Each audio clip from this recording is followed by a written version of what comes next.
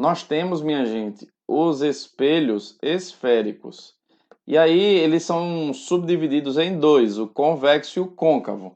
O convexo é o que tem a parte externa espelhada e o côncavo é a parte interna, tá? O espelho convexo é muito utilizado nas portas traseiras, por exemplo, de ônibus, em retrovisores laterais de caminhões, ônibus. O espelho convexo é o que aumenta o campo de visão. A gente tem dois pontos que são foco e centro de curvatura ou raio de curvatura. Se nós continuássemos a desenhar um círculo aqui, a gente teria esse C, o centro de curvatura, como raio da circunferência.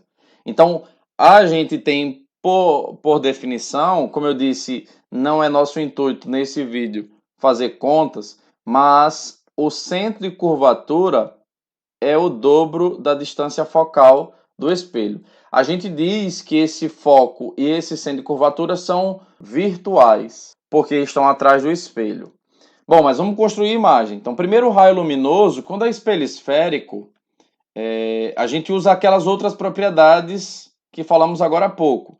Então, o primeiro raio luminoso, particularmente, eu costumo colocar paralelo ao eixo principal. Então, raio vai incidir paralelo ao eixo principal. Nós vimos que o raio que incide paralelo ao eixo principal, ele retorna passando pelo foco. Como o foco, no caso aqui, está atrás do espelho, a gente vai prolongar, na verdade, tá? Então, eu vou rotacionar aqui a minha reguinha. Vou tracejar uma linha, saindo do espelho para o foco, ó. Tá? E aqui eu vou embora para cima. O segundo raio luminoso, você pode incidir pelo foco, mas é aquele sistema de colocar a régua aqui, ou então você pode usar o vértice. O que é o vértice do espelho? É o ponto de encontro do espelho com o eixo principal. É o meio do espelho, tá? Então eu vou fazer justamente isso aqui, ó. Eu vou rotacionar minha réguazinha para buscar o ângulo que vai sair da extremidade do objeto e vai incidir no vértice. No caso aqui, ó, o ângulo foi 32 graus. Ó. A gente sabe que o ângulo de incidência tem que ser igual ao de reflexão quando o raio incidente é no vértice do espelho. Então, ó, 32 graus, retinha descendo aqui. O que a gente vai ter, então? A gente não vai ter o encontro natural dos raios refletidos. Ó. Se eu prolongar aqui, eles não irão se encontrar. Então, o que a gente faz quando eles não se encontram? A gente prolonga para trás para ver se a gente consegue fazer os raios se cruzarem. Então, prolongando aqui para trás, o que a gente percebe? A gente percebe que esses raios se cruzaram nesse ponto aqui. Como a gente já sabe, quando os raios se cruzam, a imagem se forma. Então, nós teremos a imagem aqui, ó. Características da imagem. Ela vai ser real ou virtual? Vai ser virtual, porque foi feita pelo prolongamento, porque foi atrás do espelho. Outra coisa que a gente vai ter é uma imagem na mesma orientação, ou seja, vai ser uma imagem direita. E, como dá para perceber na imagem, vai ser uma imagem que é menor que o objeto. Então, vai ser virtual, direita e menor. Espelhos convexos só produzem imagens virtuais, direitas e menores. E aí a gente chama atenção para um detalhe. Toda imagem virtual é direita.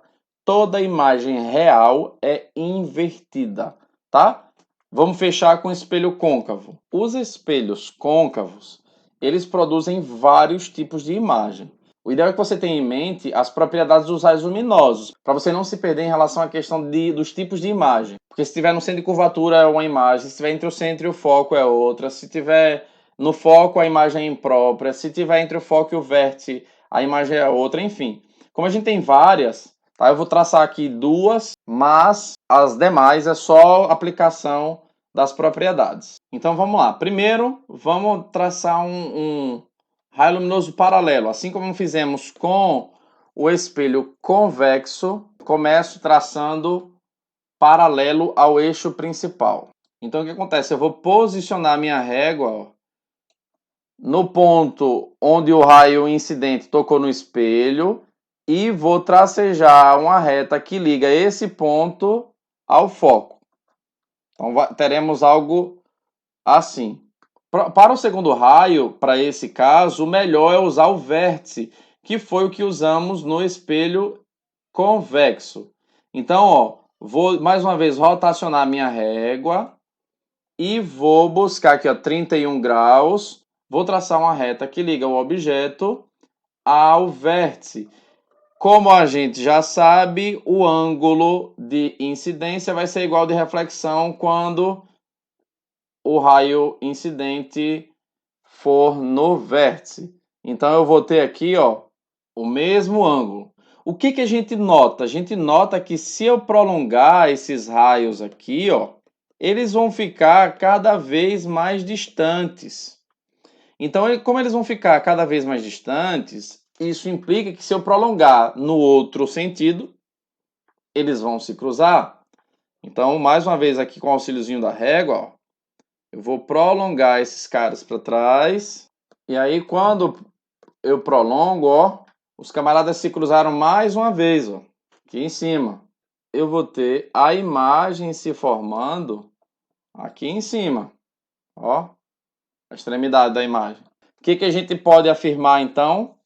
Que essa imagem, ela é virtual. Por que que a imagem é virtual? Porque ela foi formada atrás do espelho, porque ela foi formada pelo prolongamento dos raios. Ela vai ser direita, nós vimos que toda imagem virtual é direita, e pela orientação também dá para perceber que não é de cabeça para baixo. E em relação ao tamanho é maior. Então, eu posso afirmar que toda imagem virtual, sendo maior, é um espelho côncavo. Se for igual, é um espelho plano. E se for menor que o objeto, é um espelho convexo. Tá? Imagens virtuais. Vamos para o caso da imagem real. Então, vamos lá. Coloquei o objeto entre centro e foco. Tá? O que é que eu vou fazer? Traçar o primeiro raio, aquele de sempre. Raio paralelo ao eixo principal. Vai retornar passando pelo foco. Então eu vou rotacionar aqui a minha réguazinha para traçar uma reta do ponto onde o raio tocou no espelho até o foco. Então terei algo mais ou menos assim, certo? Colocando a setinha para indicar para onde é que o raio está indo. Para modificar aqui, eu não vou colocar a reta incidindo no vértice, tá? Eu vou colocar a reta passando pelo foco, bate no espelho, o que acontece? Volta paralelo, ou seja, no ângulo zero. O que é que eu percebo? Que os raios se cruzaram. Diferente dos casos anteriores, que a gente precisou prolongar, esses raios, eles se cruzaram sem que eu precisasse fazer esse prolongamento. Então, o que é que eu vou ter? Eu vou ter a imagem se formando naquele ponto. Então, nós teremos a imagem se formando aqui, ó. Então, quais são as características da imagem?